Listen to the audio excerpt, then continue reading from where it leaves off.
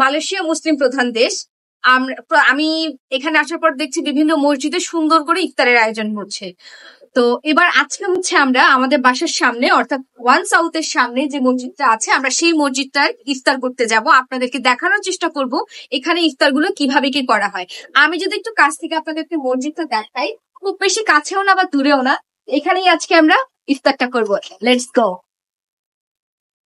আমাদের দেশেও নরমালি ছোট পরিসরে ইফতারের আয়োজন করা হলেও এই মালয়েশিয়াতে বেশ বড় পরিসরেই করা হয় এবং সর্বস্তরের লোকজন এখানে আসে।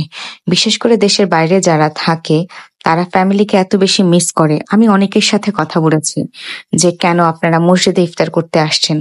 তো সবার কথাই একটা ছিল যে আপু এখানে আসলে পরে ফিল হয় ফ্যামিলির সাথেই করছে, কারণ অনেক বাঙালি অনেক লোকজন একসাথে বসে যখন ইফতার করে তখন এই ব্যাপারটা ফিল হয়।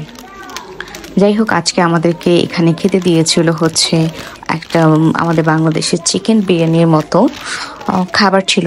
খাবারটা খুব ভালো ছিল এবং হালকা মশলাতে ছিল, কোনো তেল বাড়তি তেল মশলা কিছুই ছিল না।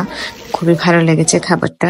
আর সব থেকে বড় কথা, অন্য 12 মাসের তুলনায় আপনি যখন ইফতারিটা সামনে নিয়ে বসবেন তখন দেশের জন্য, দেশের প্রত্যেকটা মানুষের জন্য মনটা হুহু হাহাকার করে ওঠে।